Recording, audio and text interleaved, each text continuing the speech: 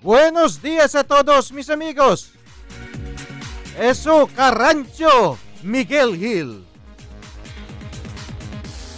Ngayon po ay araw ng Miyerkules, November 18, 2015. Good morning sa lahat ng ating mga taga-subaybay.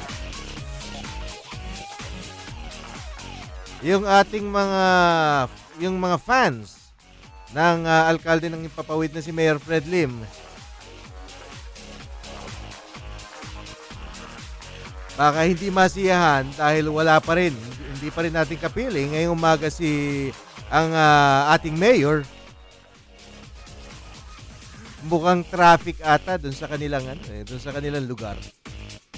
Mantakin nyo, isinarado yung buong Rojas Boulevard tsaka yung ibang mga side streets para lamang sa APEC.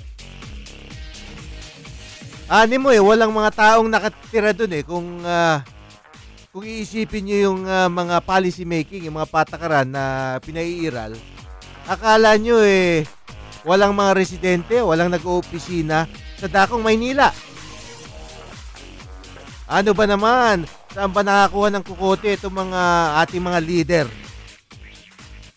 Dapat bang tawagin leader? Anyway, kasama po natin ang inyong pinaka-iintay, ang ating guard dog ng bayan, si Gardo. Ang guard dog ng bayan, sanggang dikit na kabutihan, kaaway na mortal ng mga kawatan.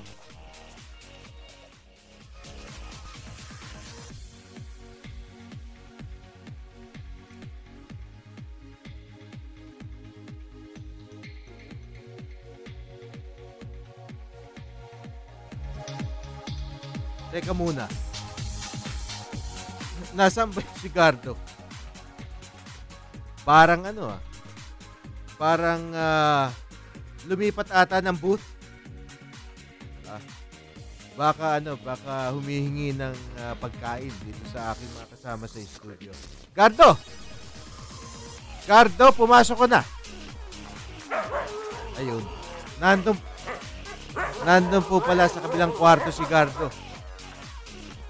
Nag-iisa po tayo sa booth. Nandun yung aking mga kasamahan dito sa ating himpilan sa kabilang silid. At mukhang nakikiusyoso dun si Gardo. Anyway, masustansya pa rin naman po ang ating magiging talakay ngayong umagang ito. Kaya kung gusto nyo makilahok, gusto nyo makigulo, gusto nyo bumatikos, tumuligsa, o meron kayong mga nakikitang hindi magaganda sa inyong paligid, sa inyong pamayanan, ang ating text line is 0977-342-1644. Ulitin ko po, 0977-342-1644. At meron din po tayong hotline na 412-0288. That's 412-0288. Kahit na nais nyo lang magpag-greet ng happy birthday o happy anniv. Ayun. Tumawag po kayo at o di kaya mag-text. Isama nyo lang yung inyong first name. At least, yung inyong first name. Tsaka kung taga saan kayo. Para alam naman namin na kayo totoong-totoo. Open na open po ang ating mga linya. Welcome na welcome po kayo na tumawag o di kaya mag-text. At ibahagi ang inyong mga saloobin sa inyong mga opinion. O kung gusto nyo nga lang magparamdam sa inyong mga kaibigan at inyong mahal sa buhay.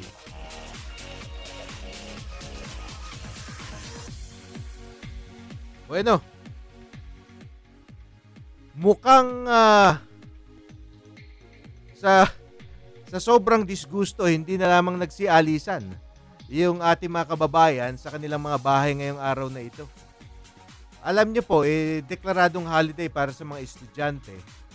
Subalit, ang pribadong sektor at yung ibang mga government employees, depende rin yan Hindi naman po maaaring bigla na lang i-declare na non-working holiday dahil yung iba talaga kinakailangan na pumasok for one reason or the other.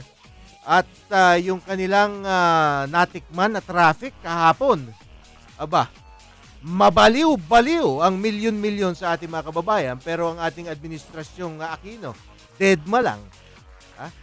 Deadma lang. Wala kaming pakialam sa inyo. At sabi pa ng tagapagsalita hindi tagapagsalita, ito palang head ng PNP Highway Patrol Group na si Chief Superintendent Gunakaw. ay kasalanan ng publiko dahil kasi hindi nyo pinakinggan ang aming panawagan na wag na kayong magsialis sa inyong mga kabahayan o di kaya ay umuwi na lang kayo sa inyong mga probinsya. Aba, mataray. Mataray. Pero sa bagay, hindi po kasalanan yan ni General Gunakaw. Yan talaga ang patakaran ng gobyerno, ng DILG, na dinidiscourage ang paglabas at paglilibot ng ating mga kababayan. Pero hindi nila na take into account. Marami po kailangan pa rin lumabas. Hindi pwedeng i-house arrest ang ating mga kababayan. Ano nga ba itong APEC na ito? Ang sinasabi nga ng administrasyon, tiisin nyo. Lakas na loob, no? Tiisin nyo yung istorbo, yung aberiyang inyong nararanasan ngayon dahil meron tayong mapupulot dyan kung pag-uusapan yung pambansang ekonomiya. Tingnan natin. Ano nga ba ang ating mapupulot? Anong ating mapapala dito sa APEC na ito? Makapanayam natin live sa linya ng telepono ang isang respetadong economist. Isang respetadong ekonomista na si Mr. Carlos Caloy Ilagan. Magandang umaga sa iyo, Boss Caloy. Magandang umaga, Miguel, at magandang umaga po sa lahat ng nakikinig sa ating palatuntunan po.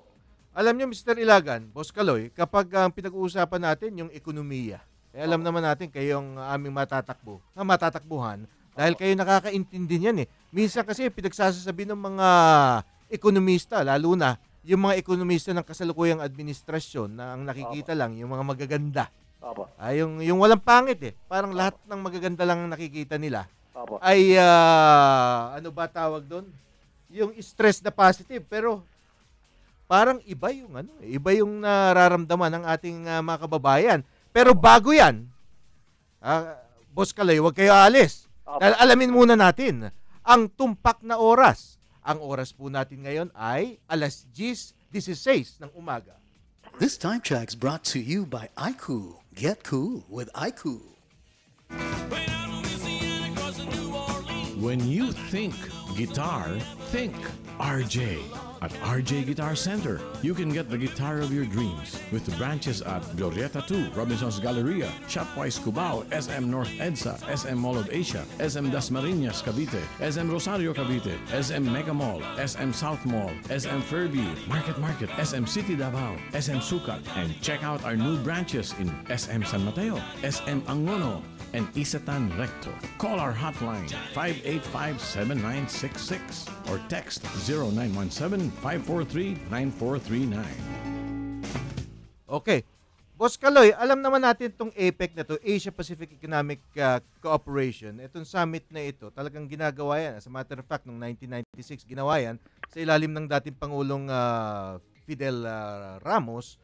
At importante talaga na tayo meron tayong pakikipagtulungan at partnership sa ating mga hindi lang mga kalapit bansa, no, kasi this goes beyond Asia Pacific region ito. So bakit ba importante ito? Yung APEC, Miguel, ay isang parte yan ng global economy. Opo. Alam mo, Miguel, yung tinatawag nating world trade at liberalization ng trade, humahantong pa yan noong 1920s nung panahon ng ekonomistang si David Ricardo. Opo. Ang theory niya ay yung theory of comparative advantage, no? Yung tinatawag nilang theory of comparative advantage. Sinasabi dito na yung kung saan ka magaling, kung yung bansa mo kung saan magaling, yun dapat ang i-produce. Tutukan nyo. Ang i-produce mo at i-trade mo to sa ibang mga bansa na ang i-trade sa'yo yung produktong kung saan sila magaling din. Dito ma-eliminate natin yung tinatawag na taripa, no? Na isang forma ng tax sa mga gobyerno. Yung taripa parang sagabal yan sa pag-unlad ng malayang pakikipagkalakal sa ating mga sa international community. Okay. Gaya ng Hong Kong at Singapore, yung mga taripa nila ay mababa. Kaya't sila ay umuunlad, no. Yun din ang tinatawag na isang bahagi ng laissez-faire theory ng gobyerno ng economy, no, na as much as possible walang dapat na government intervention sa economy. Kasi yung gobyerno, very inefficient yan eh. No? Pero Talagang efficient yung private sector. yung pribadong sektor, yun na nga. Private sector, oo. Pero ito, magtungo tayo sa isang napakasimple, napaka-basic at yung immediately nararamdaman ng taong bayan. Itong pagkakadiskaril ng ating buhay dito sa Metro Manila. Netong lumipas na 3 araw hanggang magiging 5 araw ito. Yung in effect tayo mga residente ng Metro Manila o tayo mga nagtatrabaho sa Metro Manila, we are being effectively displaced by the holding of APEC here, no, sa National Capital Region. Ngunit kung pakikinggan mo yung mga apologists ng Aquino administration, sasabihin nila, tiisin nyo. As if hindi na nagtitiis ng napakatagal ang ating mga kababayan. Tiisin nyo dahil ito yung magbubunga ng maganda sa ating pamumuhunan, pananalapi, sa ating ekonomiya. Ganun ba kasimple yun talaga? Totoo ba yun? O yun ay tinatawag na political spin? Miguel, sa palagay ko, yung hosting natin ng APEC, okay yan eh, no? Kaya lang parang nagkulang na naman sa pagplano itong administrasyon natin eh. Alam naman natin na napaka-problema na natin yung traffic. Kaya nagkapatong-patong talaga, no? At marami din, hindi lang nagsasalita yung iba, pero yung sa employer sector, yung sinasabi nila na hindi nila inaasahan na yung bigla na lang ngayon, mapipilitan sila magbigay ng holiday pay. Ngayon, tama ka, yung mga manggagawa na talagang naka-holiday, ngayon, so wala yan. Pero meron yan epekto sa ating productivity. Yung ating productivity in the run up to the Christmas season, kung kailan dapat overtime yung ating manufacturing sector, di ba? Tama. Pero biglang sinupil mo, biglang sinabi mo, basta wala. O di kaya, kung mapipilitan kayo magpatrabaho ng inyong mga obrero, ito, bayaran nyo itong karagdagan na ito. Ngayon, hindi rin pabor para sa ibang, doon sa mga laborers, dahil imbis na nakakasakay sila sa jeep o bus, ngayon naglalakad silang ilang kilometro. Tama. Para doon sa 30% holiday pay na iyon. Miguel, natatandaan ko, medyo matanda na rin tayo nung hinold yung APEC nung 96. 1996, panahon ni Presidente Ramos. Ni FVR. Mukhang hindi tayo nagka-problema masyado noon eh. Alam mo kung bakit? Bakit? Kasi idinaos dun sa Clark, di ba? At the time, nung 1996, medyo bagong-bago pa yung Clark at kaka-privatize pa lang, di ba? From a former military base. Ngayon, pagkakaalam ko, mas na-expanded na yan at mas yung mga facilities dyan in terms of yung hotels, yung accommodations, convention centers, recreational facilities, restaurants, etc. Mas marami na dyan. At ang maganda nga, iniisip ko, at nung isang araw pa natin sinasabi, yung layout ng military bases is more conducive to security. Dating base militar eh. Di siyempre yung layout niyan, madaling i-secure ng kasundaluhan at kapulisan. Tama ka din. Ayun. Pero ipinilit nga dito sa ating, sa Metro Manila, ang sinasabi ng iba, ewan ko kung may katotohanan, gusto raw kasi nung pamunuan ngayon na lumapag yung mga world leaders sa Ninoy Aquino International Airport at hindi doon sa Diosdado Macapagal International Airport. So parang ganun kababaw ba ang ating mga leader? Alam mo, Miguel, palagay ko si presidente natin ay medyo tinatamad na rin eh. Siguro malapit na matapos yung term niya. Ayun. Palagay ko nagkulang sa planning itong sa APEC na to, kaya marami tayong naperwisyo. Ayun. Pero kung ano man yung sinasabi nilang magiging tulong nito sa ating pambansang ekonomiya, yung 1 week na biglang nagkahetot-heto tayo dito, nadiskaril ang ating buhay, nadiskaril effectively ang ating ekonomiya. Dahil alam naman natin, ang sentro ng ekonomiya, sentro ng kalakalan is Metro Manila. Di ba? Ano ang cost nito? Tanggalin na natin yung 10 billion cost dun sa pag-organize netong APEC. Yung cost nito sa ating economy, itong loss of business opportunity. At saka yung possible, yung kung anumang headaches na idinulot nito sa ating labor force. Tama ka. Paano ba yan naka-quantify? Yun ang tanong ko. Well, may mga base yan sa mga kontribusyon ng iba-ibang sektor sa ekonomiya. Yes. Na meron na silang mga numerong nakahanda.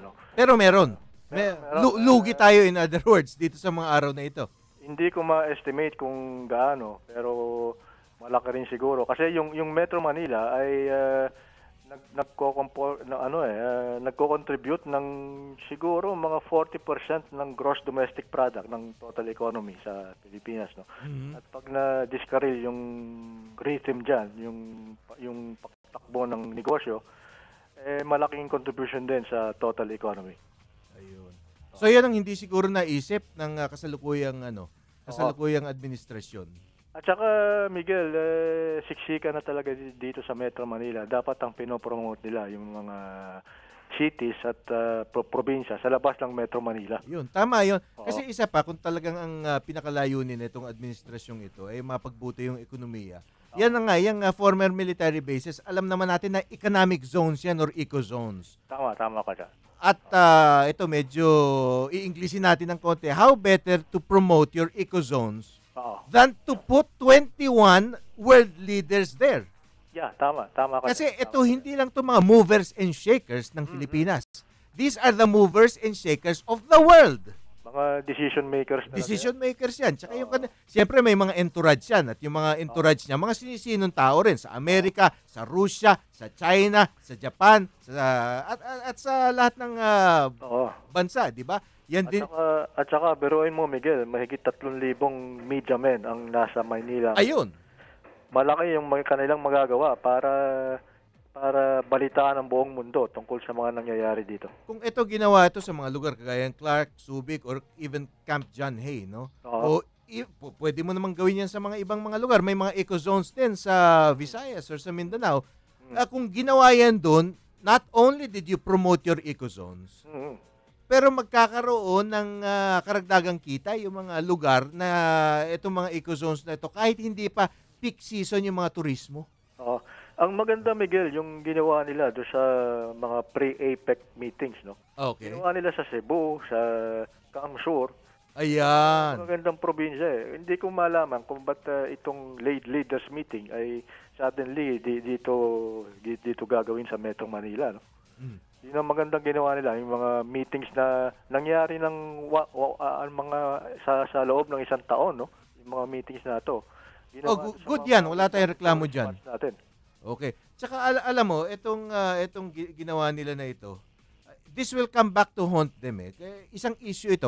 Palagay ko naman, yung Pangulo ngayon kung bakit ganito yung decision making, abnormal, abnoy yung decision making na nakikita natin. Kasi you come to expect from your leaders, yung talagang mga sober, intelligent decisions. Kaya nga sila iniluklok dyan sa pwesto. Iniisip natin na sila matalino at pwede tayong pamunuan. Pag ganito naman yung parang haphazard na decision making na parang napakababaw at hindi mo maintindihan, hindi naman tayo nagmamarunong dahil pangkaraniwang hamak na mamamahayag lang naman tayo. Pero kahit na paano naman tayong lahat, meron sentido kumun, di ba?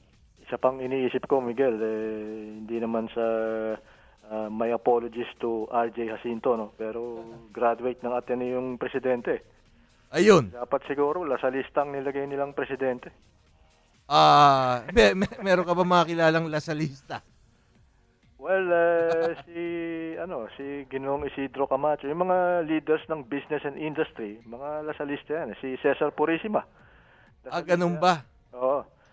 Sila bibigay ng advice sa ating presidente.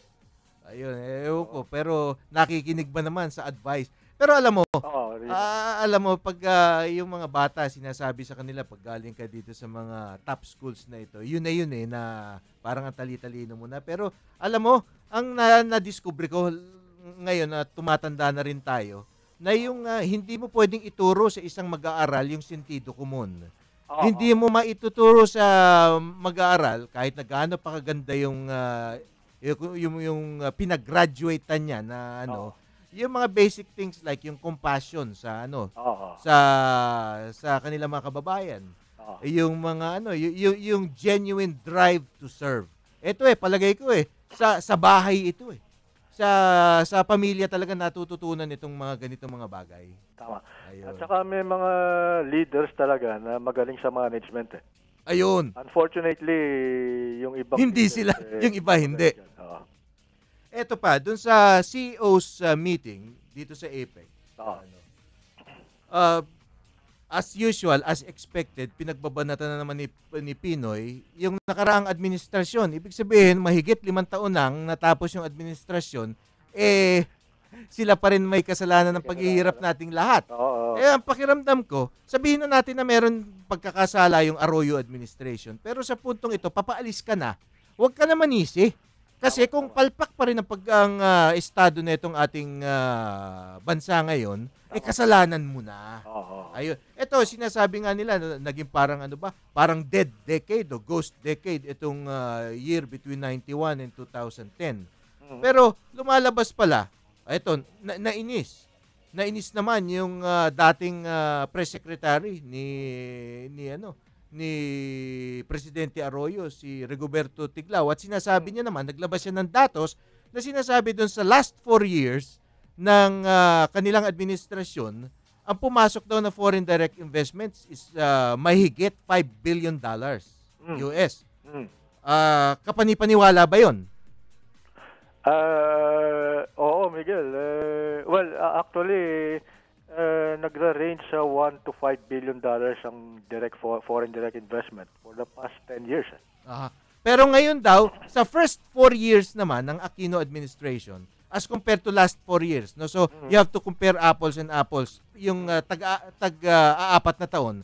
Sa last 4 years ng Arroyo, $5 billion plus ang foreign direct investments. Sa Aquino administration naman, itong kasalukuyan, first 4 years is mahigit $1 billion lamang ang foreign direct investments. Kaya tinatanong nga, ano yung sinasabi niyong walang nangyari o ghost decade? Di ba? I mean, palagay ko naman, hindi naman magsisinungaling ito dahil kasi these are verifiable and quantifiable figures. Di po ba? Alam mo, Miguel, palagay ko, miski na masama yung administrasyon, may mga nagagawa ding mabuti. Ayun. Yung administrasyon ni President Marcos, may mga nagawa ring mabuti. Aba, palagay ko nga marami. Tao din naman lahat yan.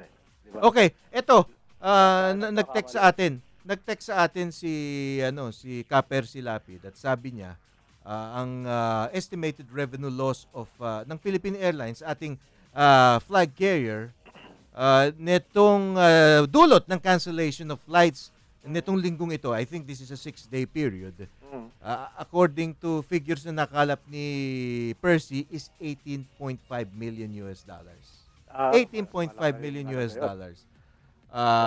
So that's opportunity lost for us. Okay?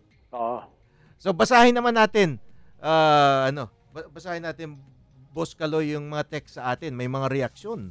May mga reaksyon ng ating mga listeners. Sabi, good morning Miguel at good morning ding Gardo.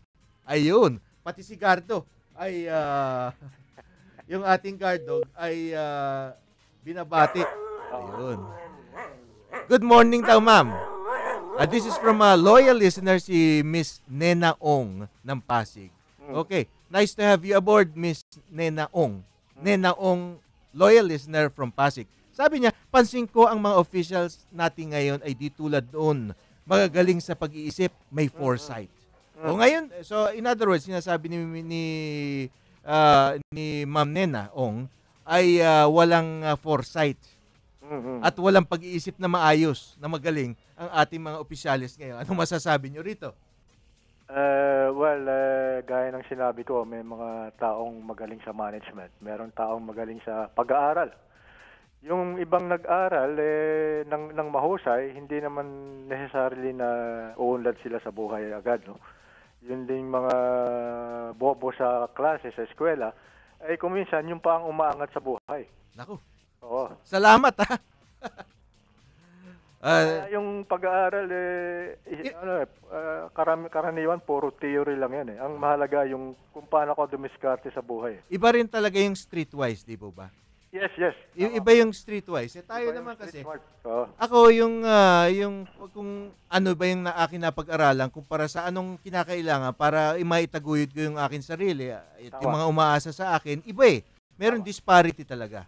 Bagamat Miguel, may nabasa ako sa isang magazine na of the 5 top billionaires sa buong mundo, yung mga ibang pinakamayaman sa buong mundo, isa lang ang nakatapos ng college. Ganun ba? Oo, si Warren Buffett lang. Yung iba hindi natapos ng college o drop out. Ayun. Yung iba hindi nakatuntong sa koleyo. Sa English meron tawag dyan eh. Ano? Too cool for school. Paris natin. Anyway, huwag ka kakalas sa Boss Kaloy. Kukomersyal muna tayo. Pagkatapos, himayin pa natin itong ekonomiya at kung saan ba tayo papunta, kung meron ba tayong pinatutunguhan. Ladies and gentlemen, ito na siguro ang pinakamabilis na radio commercial mula sa IBU Fluid Medicol 400. May Rapid 400 formula, kaya kumpara sa isang mefenamic acid, mas rapid kumalat, mas rapid tumalab, mas maagang magpaginhawa ng matinding sakit. Lipat na sa Medicol 400, the fastest medical for the worst pain. Ibuprofen is the generic name of Medicol 400. If symptoms persist, consult your doctor. Halalan 2016, isang makabuluhang talakayan sa loob ng isang oras at kalahati para sa isa na namang makasaysayang pagpili ng panibagong mamumuno sa ating bansa. Makinig sa 8 Diretso tuwing Biyernes alas 4:30 hanggang alas 7 ng gabi para sa isang espesyal na pagpapakilala sa sambayanang Pilipino kung sino nga ba ang karapat-dapat na maging leader ng ating bansa. Paglatag ng plataforma, pagkilala sa isang kandidato, siya ba ay karapat-dapat o hindi? Abangan ang espesyal na pagtatanghal ng Bakit Kita Iboboto? Bakit Kita Iboboto? Bakit Kita Iboboto? Para sa sambayanang Pilipino, hatid sa inyo ng DZRJ 810, 8 Trimedia Broadcasting Network, ang himpilan ng bawat Pilipino. At nagbabalik pa rin ang Katapat at Karancho, kapiling nyo po ang inyong Karancho si Miguel Hill at kasama natin sa linya ng telepono ang isang tanyag na ekonomista, si Mr. Kaloy Ilagan. Boss Kaloy, ano ba yung nakikita mo? Saan ba ang direksyon patungo ang ating ekonomiya at ang ating buhay-buhay? Dahil kasi ngayon, political season, maraming usapan tungkol sa politika, lahat nagbibigay ng mga kanilang mga pangako. Pero ang epekto niyan sa atin, makikinabang tayo talaga diyan kung sino man sa kanila ang makapagpapataas sa ating kabuhayan, sa ating pananalapi, sa ating hanap buhay. Ano ba nakikita mong direksyon na tinatahak ng ating bansa ngayon? Meron bang maganda tayong inaasahan sa susunod na mga buwan? Miguel, yung napag-aralan na namin ito nung nandun ako nung tatrabaho ako sa bangko, no? Yung mga panahon na immediate na bago mag-eleksyon, yun ang nagdudulot ng tinatawag na uncertainty o walang siguradong mangyayari, no? Kaya sa mga panahon na to, siguro yung ekonomiya ay medyo hindi masyadong gagana, no? Pero at the same time, yung paggastos ng ating mga kandidato, yes, may sukatan sila na sinasabi na ang bawat isang kandidato ay gagastos, yung presidential candidate ay gagastos ng mga 10 to 20 billion pesos sa kanilang kampanya for the presidency. Ito ay magdudulot ng isang magandang effect sa ating ekonomiya, no? Kasi yung pera ay magsisirculate, no? At gagastos ang mga tao at ito ay magpapaganda sa ating ekonomiya. So, ibig sabihin, yung political spending, ay inaasahan makakatulong sa ating economy. Makakatulong yan, Miguel, no? Mararamdaman ba yan ng pangkaraniwang ni Juan de la Cruz? Ika nga. Well, kung ikaw ay mababahagi na ng mga pera ng mga politiko, siyempre mararamdaman mo yan, no? Huwag lang sana ibebenta yung kanilang boto. Huwag lang ibebenta yung boto. Kung sino ang gusto mong iboto, yun ang iboto mo. Pero yung mga retailer sector, usually kasi maraming nagpapamahagi diyan ng mga yung juices, ganon, yung mga chichiria, mga tinapay. So ano 'yan? Yung spending napupunta diyan mga tsokolate, minsan mga t-shirt. So yung textile industry, ano ba, t-shirt, mga caps. Yung ganon. Mga imprenta. Yung mga Jollibee, ganon. Ayun, tsaka yung mga food companies, mga printing companies. Fast food, no? Dahil kasi usually may mga packed lunch yan. At hindi mo naman maaasahan yung mga politiko na sila mismo ang nagpa-pack lunch sa kanilang mga produkto. So, ibibili yan. And by buying these products, you stimulate the economy. Tama ka dyan, Miguel. Ayun. So meron naman palang mapapala tayo dito sa ano na to. Okay. So pero wag lang ibebenta yung yung boto. Huwag lang ibebenta yung boto. Kunin yung pera pero iboto ang kung sino gusto mo.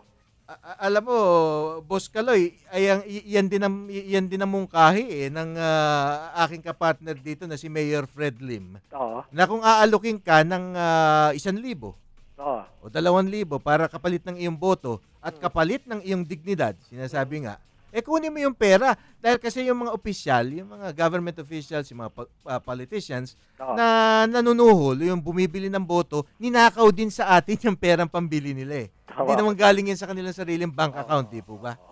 So kunin mo yung pera, pero you vote according to your conscience. Sino man yun? Yung pagboto mo naman, hindi ka naman titignan nung nagbigay sa'yo ng pera kung sino binoto mo. Hindi na niya magagawa yun. So, sikreto na yun. Sikreto mo na lang yun. Ayun. Pero nasa yun na yung pera. Okay, dapat ang COMELEC talagang babantayan yung kanilang mga polling precincts. Unless maglagay sila ng CCTV sa mga polling station. Okay. Before I let you go, ito na naman, run up the Christmas season. Tapos na yung tinatawag nila na manufacturing season, di ba? Third quarter.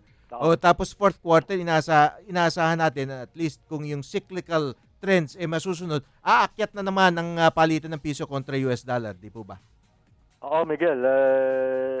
Ang dahilan dyan ay yung ating mga kababayan sa abroad ay magpapadala na naman ng kanilang remittances at ito ay papasok sa ekonomiya at magpapalakas sa ating ekonomiya. So anong suggestion nyo dun sa mga kamag-anakan ng mga OFWs na kasi mahirap din makipagsapalaran abroad, di ba? Minsan natatamnang ka pa ng bala habang papaalis ng Pilipinas.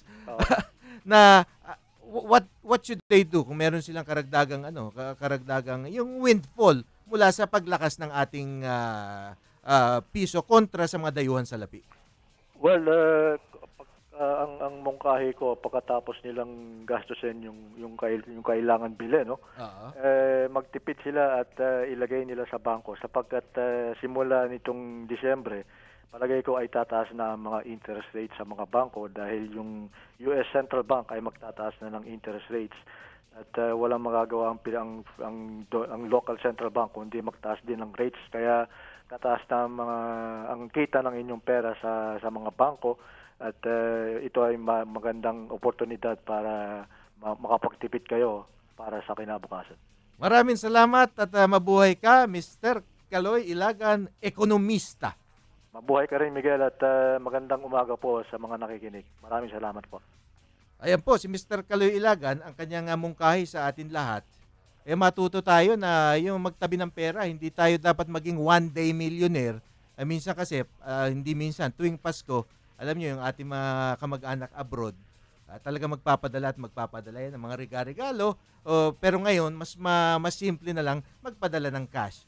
Kaya yung cash ho na ito, matuto tayo na to save, mag-impok sa bangko. Alam niyo po, nung bata ako, mayroong patalastas na sinasabi, mag-impok sa bangko.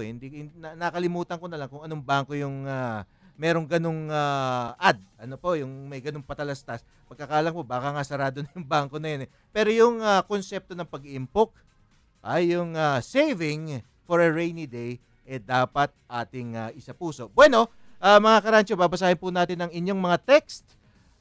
Ito naman ay mula kay Mr. Rudy de la Cruz na nakatira naman sa Remigio Street, Santa Cruz, Manila.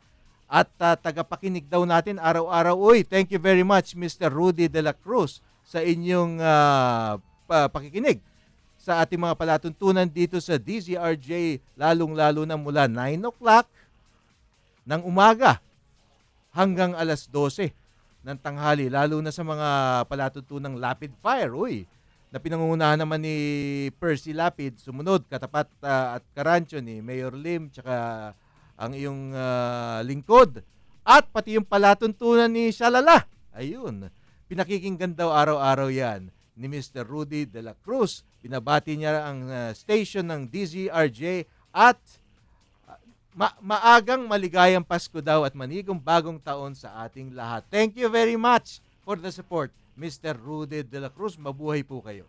At asahan nyo na pagbubutihin pa ho namin ang aming pagbibigay ng mga, hindi lang yung mga balita, kundi makakabuluhang komentaryo. Ayan. Galing kay Mr. Rudy de la Cruz. At basa-basa pa rin tayo ng inyong mga text. Ito naman ay mula kay, ano ba ang pangalan nito? Gerald C. Lantayona. Gerald C. Lantayona ng Blue Isle 1, Phase 1, Section 8, Block 11, Lot 28, Santa Maria, Santo Tomas, Batangas. O pati yung zip code niya, 4234, inilagay. So naririnig tayo hanggang sa Batangas. Nako. Ayun, binabati natin ang ating mga listeners sa Batangas. Pero bago po natin basahin yan, ay time check muna tayo. Ang oras po natin ngayon, alas 10:45 ng umaga. This time check is brought to you by IV Fluid Medical 400, the fastest medical for the worst pain. Ayun.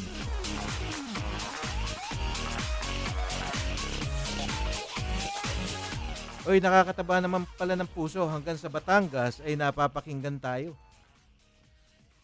Ni Mr. Gerald Lantayona. Complete address pa. Sa taga Blue Isle 1, Phase 1, Section 8, Block 11, Lot 28, Santa Maria, Santo Tomas, Batangas, zip code 4234. Mukhang sa subdivision nakatira ito si Gerald. May kaya siguro ito. Anyway, araw-araw po ako nakikinig sa lahat ng mga programa ng DZRJ. Malakas po ang signal dito sa aming lugar, lalo pa sa program ni Tita Carmen. Ayun. Tuwing gabi at hanggang umaga na siya. Kay Salala at Showbiz Galore. Salamat. Ayan, kay Gerald Lantayona. Lantayona. Tama ba yan? O Gerald C. Lantayona. Batanggenyo. Nako, marami po tayong mga kaibigan dyan sa Batangas. At nasisiyahan naman tayo at pinakikinggan pala tayo ng ating mga kababayan dyan sa Batangas. Binabati naman natin sila lahat. Namimiss ko yung mga pagkain dyan sa Batangas. Masarap dyan yung, ano ba yun? Pag Batangas ang nagagawi kami dyan dati, lalo na nung reporter ako, lagi ako napapatapon sa mga probinsya, na aking kinagigiliwan naman, pag Batangas kami napupunta, dalawa, yung Lomi, di po ba? Boss Gerald Lantayona, yung Lomi sa inyong mga lugar, masarap eh. Tsaka yung baka, yung, ano bang baka, yung, ano ba yun? Yung stew, yung nilaga pala. Okay, napakasarap. At napakasarap din naman makatanggap ng mga text tungkol sa, na galing sa mga ibang lugar. Ayun. Ngayon naman, kapanayamin naman natin si Mr. Joel Alicos na isang disabled daw. Visually impaired na kababayan natin si Mr. Joel Alicos at gusto niya raw mag-participate on air tungkol sa APEC. Magandang umaga po. Magandang umaga po, Mr. Alicos. Opo, magandang umaga po, Kuya Miguel po. Yes, sir. Tungkol po sa sa APEC Summit po ba? Opo.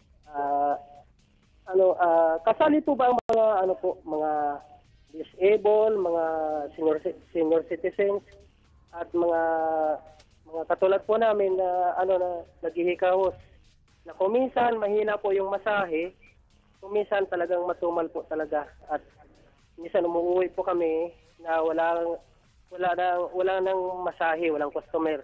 So kayo po kayo yung massure, no? Yung sa mga mall, ganun po ba?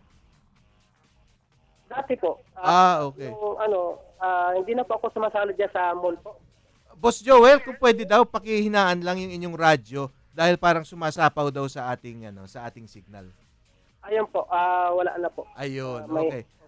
Pero kahit na kaunti para marinig nyo rin naman ang ating programa. Anyway, sir, ano ho ang inyong mga agam-agam tungkol dito sa APEC? Tinatanong nyo kung kasama dyan yung mga disabled tsaka yung mga senior citizens. Ibig sabihin, yung mga taong may kaunting problema na sa pagparumpa rito, di po ba? Opo, Opo. Kasi katulad ko po, minsan hindi na nakapag masahe. Opo. Talagang mahina na po, saka disabled po yung aming Yes, sir. kalagayan po ay isang may kapansanan sa paningin, talagang hindi na rin po nakakakita. Opo. Ano po ba talaga ang layunin sa Summit EPIT Summit po ito?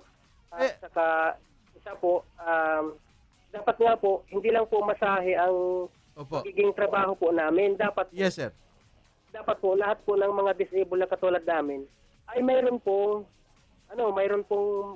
dagdag na kita o magandang trabaho at hindi lang po yung pagmamasahe. Ayun. Anyway, itong...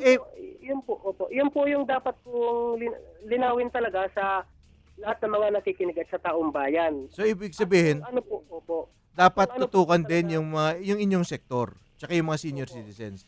Kasi itong APEC po, may paliwanag lang sa inyo. Yung APEC, ito po ay tungkol sa ugnayang pang-ekonomiya ng mga bansa na nagtutulungan po yung mga kung ano mang balakid sa malaya at maayos na pakikipagkalakal sa mga bansa, tinatanggal po nila. So, masasabi na maganda ito sa punto na yung kalakal ng isang bansa napapadala, nakakatanggap sila ng kalakal ng ibang bansa sa mas paborableng halaga. So natutulungan po niyan yung mga iba-ibang sektor, yung mga manggagawa, yung mga negosyante, dapat ganyan. Kaya lang minsan, yun nga sinasabi nyo na inyong sektor yung sa sa disabled at yung mga senior citizens wala sigurong malinaw na ginagawang mga inisyatiba para diyan sa sektor na yan. Pero i-assume po natin na kung talagang matuloy na umakyat ang ating ekonomiya, lahat tayo mag-i-enjoy po niyan. Pero tama kayo. Yung dapat siguro tutukan talaga nila yung mga disabled Filipinos, yung mga disabled people of the world, tsaka yung mga senior citizen dahil kasi hindi naman porket kayo sa punto nyo hindi kayo nakakakita. Yung iba siguro naman medyo may edad na, hindi na nakakatakbo-takbo, pero hindi yun nangangahulugan na useless na sa ating bansa at sa ang pagtaguyod ng ating ekonomiya. Ayun. Opo, may karagdagan pa po ako. Baka kasi po, pagka mayroon na namang ipadala ang mga mga kasamahan natin sa yung mga nasa ibang bansa, baka naman po may bubulsa na naman po yan ng mga nanunungkulan. Kasi, nako, hindi. Yun po yung kinatatakot po namin na may kapansanan. Kasi po yun ay nagbibinta pa ng mahal. Ayun. Alam mo, Boss Joel, yan ang kinakatakot natin lahat. Opo. Sinasabi nga nila alam niyo po kayong mga sinasabi niyo kayo'y bulag. Pero palagay ko, mas malinaw pa ang inyong pagpaningin Dahil kasi may mga nagsasabi, yung tinatahak daw natin na daan ngayon, tuwid. Pero parang hindi naman tuwid, di po ba? Hindi nga po na tuwid Lalo pang nadadapa ang bulag po sa sobrang kahirapan po Pero ngayon, hindi lang madadapa, baka masagasaan pa kasi yung ating mga lansangan ngayon, katrapik-trapik. Opo. Tapos may mga iba't ibang hukay pa kung saan-saan. Mamaya malaglag pa kami. Ayun. Kung sa bagay, yung mga roadworks naman na yan, talagang kinakailangan yan. Kaya lang tayo nagkaroon ng malaking sakit ng ulo dahil kasi pinagsabay-sabay. Yun lamang po naman ang talagang problema dyan. Dahil yun nga, sinasabi ng iba, meron silang sight, pero wala silang foresight. Pinagsama-sama, pinagsabay-sabay, dahil kasi meron siguro, pinitik ang kanilang tenga, sinabi, tuwing magtatalumpati ka, binabanata mo yung dating presidente, ikaw anong nagawa mo? Kaya napaisip, at bigla na lang, totoo nga, wala akong nagawa. Pagsabay-sabayin kaya natin lahat ng infrastructure projects dito sa Metro Manila sa huling 6 o 7 buwan ng ating panunungkulan. At ipasok na rin natin ang pinakamalaking meeting ng mga world leaders dyan sa lugar na traffic na. Ayan po ang tuwid na daan ng ating liderato ngayon, sir. Opo, sana nga po sa ginagawang IPIT Summit po na yan. Sana po naman, lahat po kami mga disabled po na may mga kapansanan po, ay maisali naman po at hindi po maitatago sa basurahan po at hindi maitatapon sa magiging basahan po. Ayun. Yun po yung yung pinananawagan ko sa lahat ng mga nakikinig at sa taong bayan. Opo. Dapat po i-consider naman po kami. Ayan. Dahil kasi kami naitatago na lang po kami sa mga bahay-bahay. Hindi na po kami na lalabas. Dapat nga yung tugtugan na sinimula ng DSWD, dapat hindi po itinigil po yun. Dapat itinuloy po yun. Sir, kasi doon na po kami kumikita eh. Sir, matanong lang, kayo ba ay ilang taon na? Magpo-40 na po ako sa November 21. Ay, bata pa kayo. So marami pa kayong pagkakataon makapagtrabaho. Siguro, ano ba ang gusto nyong happy kayo dyan sa nagmamasa-masahe? Gusto ko nga po, magkaroon po ng factory ang mga may kapansanan ng mga bulag po na katulad po namin. Ayun. Kasi hindi naman po kami nakakakita. Kompleto naman ang aming kamay. Wala po. Hindi po forever ang masahe. Ayun. Hindi po may mga kasama ata kayo dyan, Boss Joel. Opo, misis ko po. Misis nyo. Yung misis nyo ba may kapansanan din? Opo. Pareho kayong visually impaired. Opo. Totally blind po. Kayong dalawa? Opo, kami po. Pero hindi porket kayo'y bulag, hindi po ibig sabihin na dapat maging madilim ang inyong hinaharap. Pagdadasal po natin na maging maliwanag ang inyong future mag-asawa. May mga anak po, may anak po kaya, meron ba kayong mga anak? Opo, mayroon naman po. Lahat po naman sila nakakakita. Ayun. Pero bata pa. Parang naririnig ko, mga bata pa eh. Opo, kakausapin po kayo ni Mrs. na blind din po. O sige po. Be, saan ka? Hello po. O Mrs. Alicos. Opo. Ganun lang po kung lilinawin po kasi. Yes, ma'am. Ang ibig po kasi sabihin po ng mister ko po na sana Opo. magkaroon naman po ng hanap buhay maliban po sa Ayan. masahe ang mga bulag na katulad po namin. Ibig sabihin nyo, mas malaki kita, mas may future. Opo. Ayan. Kasi po, ang pagmamasahe po kasi, lalo po ngayon, dumarami na po kaming mga masahista. Tapos yung iba pa po, ito pa po ang mahirap kasi pati po nakakakita, masahista na rin. Ayun. Di naaagawan po kami ng parang customer. Mas gusto po ng mga customer, mas gusto nila nakakakita, syempre po, mas mura sa kanila kasi medyo nakakapunta po sila sa bahay-bahay ng customer na walang guide. Ayun. Ang reklamo po nila, mahal daw po sa amin. Syempre po, nagbabayad po kami ng guide. Ayun. Tapos, yun ang inaano nila. Kaya minsan, humihina po ang namin. Okay, Mrs. Buhay Alicos. namin dahil marami na po kaming kalaban. Saan ho ba kayo nagmamasahe dati? Taga saan ho ba kayo? Dati po kasi, kami nagmamasahe kami sa mall. Pero ngayon, paminsan-minsan na lang po kami sa masali. Kasi home service po kami. Kaso lang po, ang nararamdaman po namin kasi, parang hindi na po, kasi dumarami po kami na bulag. Ngayon may mag-graduate na naman po kami, mga masahista. Mag-graduate na naman po ibang mga bulag. Ayun. Sabi ko, saan isisiksik ng mga gobyerno yung mga masahista na yan? Iisa lang naman ang pagkakitaan na masahista lang. Ayun. Dapat po, ang gusto ko po sanang sana kung pagbigyan ng natin, mga kinaukulan na bigyan kami ng hanap buhay na iba. Okay. Maliban sa pagmamasahe.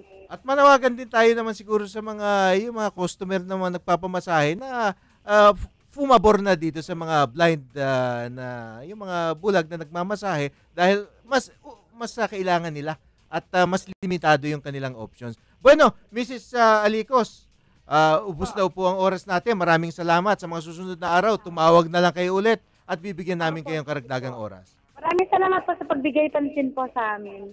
Okay. Thank you very much po. Mabuhay po kayo. Okay. Meron po tayong panahon for one last text message na aking babasahin po. Gandang umaga ka, Miguel, sa inyong program ninyo ni Mayor Lim. Tanong ko lang po kung sino ang nag-recommend na dito na lang sa Manila ganapin ang APEC Summit na nagresulta tuloy ng grabing nakapinsala sa mga mamamayan, lalo na yung may mga pasok pa sa kanilang mga trabaho.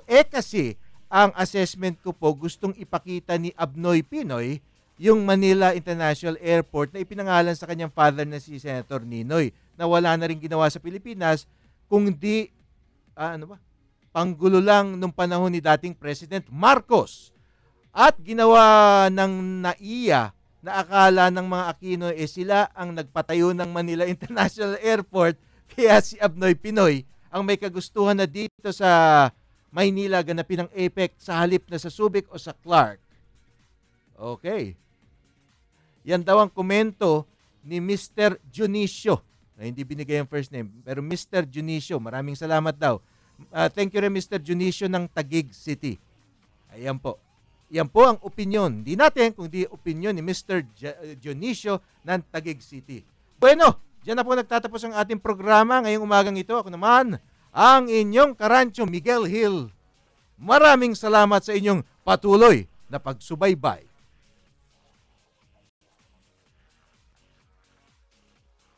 A Trivia Pro Incorporated.